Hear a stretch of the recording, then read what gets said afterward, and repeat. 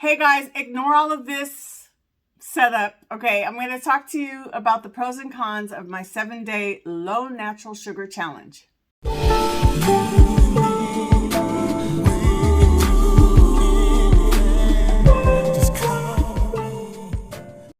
Okay, so here's the deal.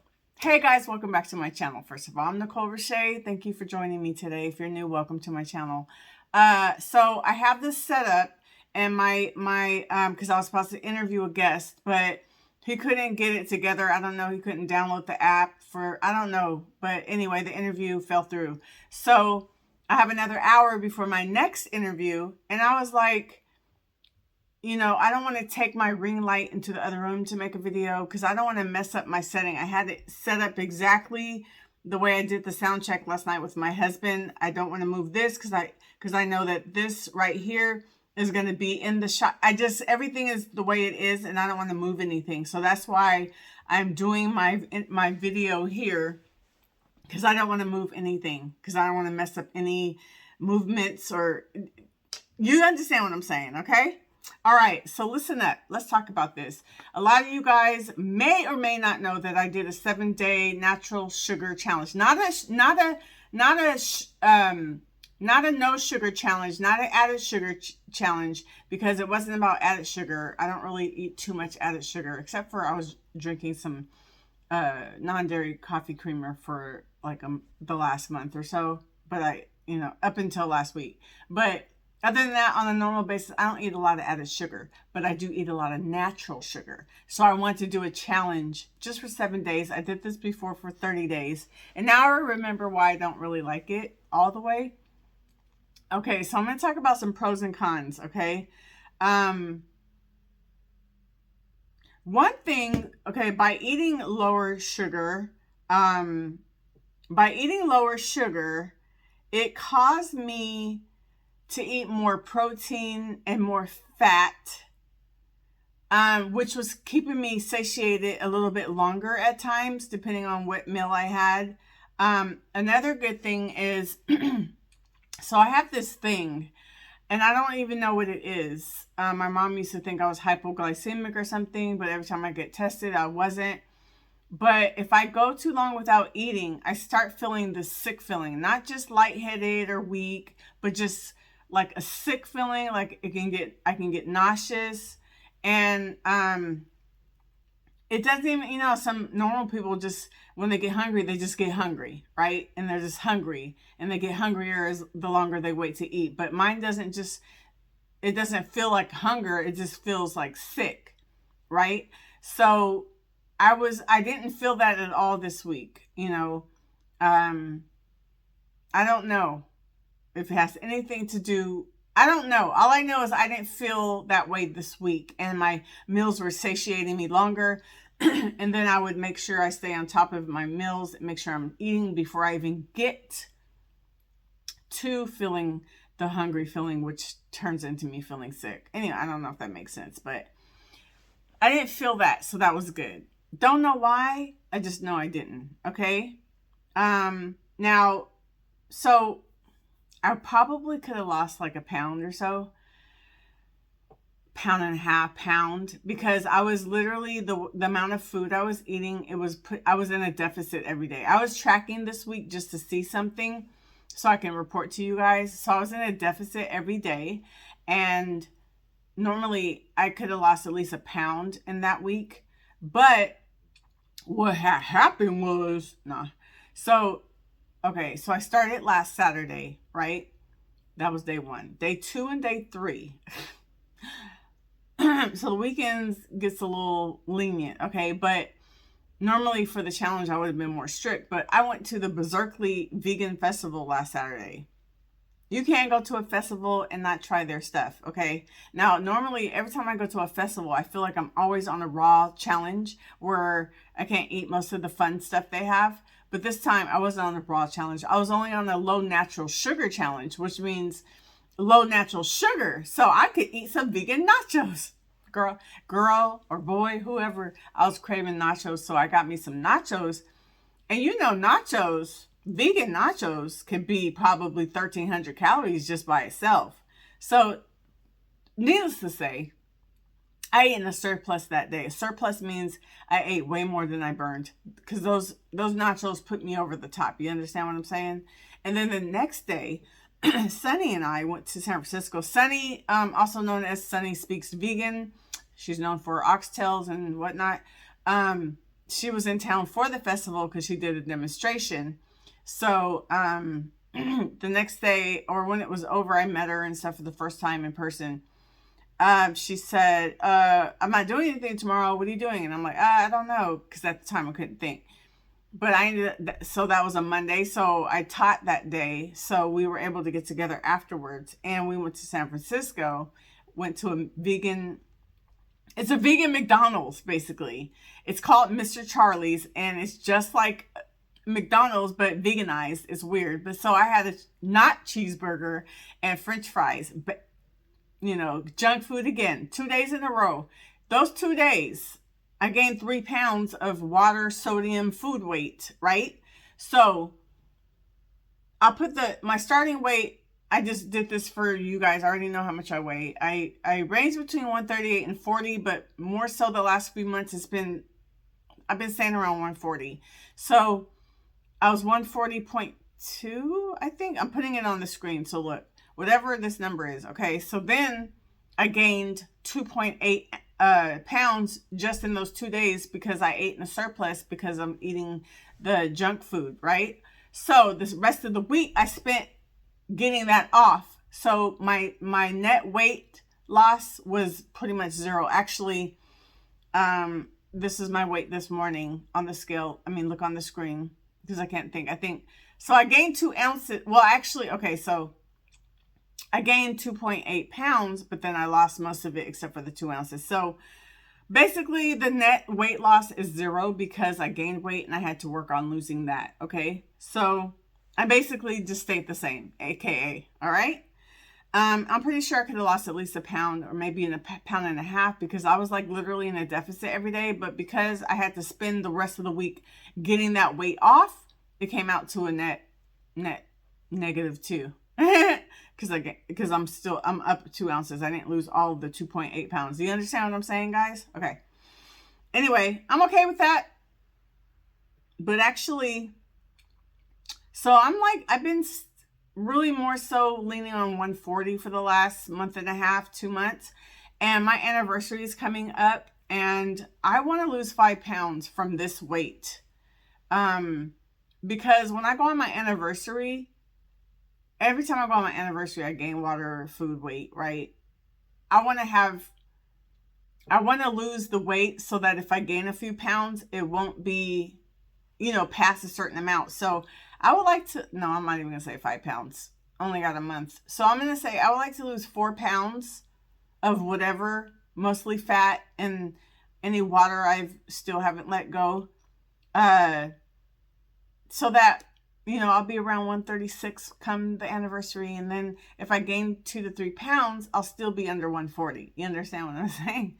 So I think I'm going to work on getting 4 pounds off by then. But anyway, so those are the only pros. So basically, that wasn't much. It was just like, okay, I stayed satiated a little bit longer because I was eating more protein and fat. And I wasn't feeling sick. That feeling I get, from when it's time for me to eat and if I don't eat right away. So the cons, however, I got a heck of cons, y'all. So because I was decreasing my fruit intake, now again, this was a low natural sugar challenge, not a no natural sugar challenge. So it was just decreasing big time. So what I did was focus on low glycemic, low sugar fruits. So basically I was just eating strawberries and blueberries as fruit. I did have a half a banana every day in my protein smoothie, but other than that, I was only sticking to those. And then a lot of non-sweet fruits like avocado, tomatoes,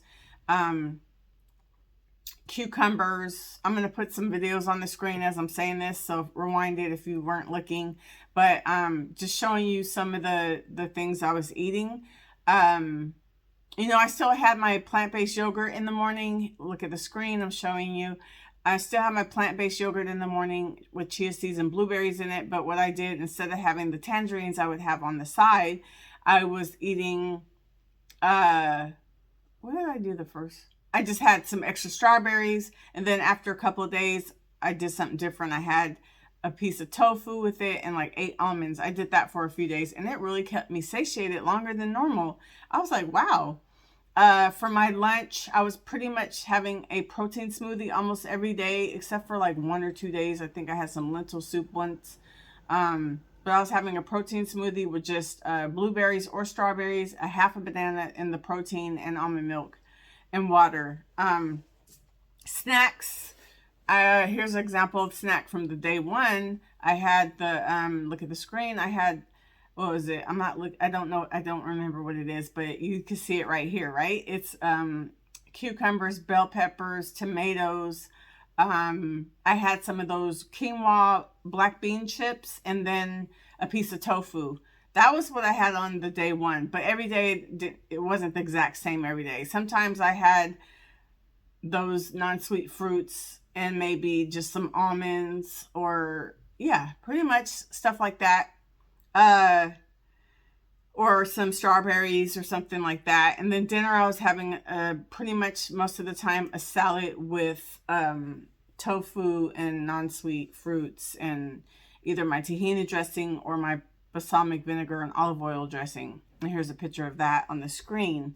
So, but the protein powder itself has almost 300 milligrams of sodium. And then like if I have something like those black bean quinoa chips, those have, you know, sodium. And then I don't know. And then if I put some seasoning on my salad, that, I don't know, somehow the sodium was just really, sorry, my back is itching. The sodium was just really more than I normally eat. And I like to stick around like 700 to 900 milligrams a day of sodium, but I was doing like 1,000 to 1,300 milligrams, and it was making me feel bloated, which is another con. It was making me feel bloated and sodium full, just like kind of heavy a little bit, but whatever. And then it also made my fat increase because I'm eating lower fruit. I'm eating other things that, I don't know, somehow the fat was, let me look at my chronometer because I'm like, how was it just being so high? And FYI, I'm okay with fat. Okay, I am okay with fat. I eat fat every day. I eat something that's high fat every day.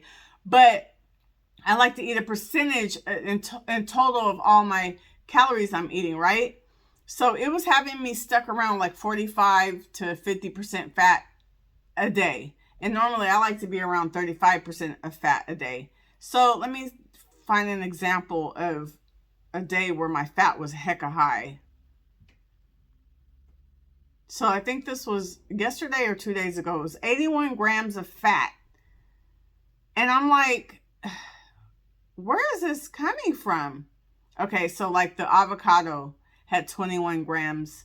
My yogurt had 17 grams, 17.4. You know, the almonds, even the lentil veggie soup, that was the day that I had soup for lunch. I had some Mary Gone crackers, which are gluten-free and vegan. I had that with avocado for snack. So that was another 5 grams, the chia seeds, the tofu, everything added up. And I'm just like, wow, this stuff be adding up. So my fat was just increasing drastically during this. Which again, I'm okay with fat, but I don't want it to be 80 grams of fat. That's just too much for me. Unless I was eating way more food and the percentage is still around 35%, then that'd be different, but it wasn't. Oh, my bowels, at least on day 6 and day 7, they just weren't flowing the way they normally do. It's not, I wasn't constipated, but it wasn't flowing like my bowels normally do. So that was kind of weird, and I didn't like that. It was almost like I had to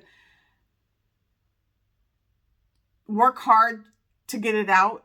You know, it just, I don't know. And it was really only on like day 6, day 7, and even the day after, which is today. I already talked about bloated due to the higher sodium. That was one of my cons. For some reason, my grocery bill was higher last week. I don't know why. I guess because I was getting less fruit, I was finding other things to get. What was I getting? Like just stuff like the crackers, for instance, the crackers, Marigon cracker, the black bean quinoa chips, just a few things um that I don't normally get. So my bill was going up a little bit higher. Another thing, I felt like it wasn't as convenient. Like during the week for lunch for work, for instance, like sometimes when I'm lazy, I'll just throw like heck of tangerines in my bag for a fruit meal for lunch. Making fruit meals, or just if I'm out and about going to church or somewhere, if I get hungry in the midst of it, I can just either sneak and eat my tangerines in there or go outside. But I couldn't have fruit meals because I'm reducing my fruit intake, right? So it wasn't as convenient and easy. And it just took a little bit more prep, for instance. And I don't know. You could just do things a little bit more discreetly and easier with fruit. Like fruit, like grapes or tangerines, something like that. So I had to prepare a little differently. So it just took a little bit more time for some reason. Even preparing my lunch took a little bit longer than normal, cutting up bell peppers every day and cucumbers and all that. I don't usually do that for lunch, so that was something that was extra and different than I normally do. I did eat the blueberries and tomatoes and cucumbers and stuff like that almost every day, but sometimes I didn't want that, so I would have something like the Gone Mary crackers, the Mary Gone crackers or something like that, which has the sodium, whatever. But so I didn't want that every day, so I felt like it was hard trying to find certain snacks. I'm looking at notes, guys, that were not too high in sodium, but low in natural sugar, but also not too processed. Like the Marigon crackers, those are processed, but I didn't want to be eating a lot of that, right? So it was hard to find snacks that were low natural sugar, but also not too processed, and also, you know what I mean? That was a challenge for me. My back had been getting, if you guys know, I had found out that I had a bulging disc. And after physical therapy and getting a new bed, my back had been feeling so much better. This week it started hurting again. And I was like, what the heck? And then the other thing that I told you guys that I need to heal several months ago that I didn't talk to you about. And I won't talk about until it's all the way 100%. Right now it's like 96% better. That pretty much, I don't want to say it started back up again, but it was a lot better. And then during this challenge, it started feeling something again. So, and it's caused because of the bulging disc. But I'll talk about all that once it's 100% gone. My stomach is hurting on day 7 yesterday and today, the day after. I'm not sure if that was because of me drinking protein every day. I'm not sure if it was just because I was eating way less fruit than normal, which caused me to eat more sodium and fat. I don't know. I just know my stomach was hurting yesterday and today. And then it'd feel like I have to go real bad. But then when I go, it's not flowing. It's like not constipated, but it's not just fluid and flowing and coming out like it would if I was doing some raw vegan challenge or doing something like that. I don't know. So anyway, those are the pros and the cons of the 7-day. I'm glad I only did it 7 days because last time I did it for 30 and that was a mistake of my life. I guess I forgot how I felt about it because you know how you do something and you're like, I'm never doing that again. But then you forget how you felt. And then you do it again, and then you remember, oh, yeah. So I'm saying that now I don't want to do it that drastic. I might decrease my fruit a little bit, but I don't want to do it like that, only eating blueberries and just berries in general. I don't want to do that. I miss grapes. I miss tangerines. I miss, what else is in season? Watermelon's gone now. So I just miss all the different types of fruit. So I'm excited. So it's over. Yay. Same weight pretty much. Yay.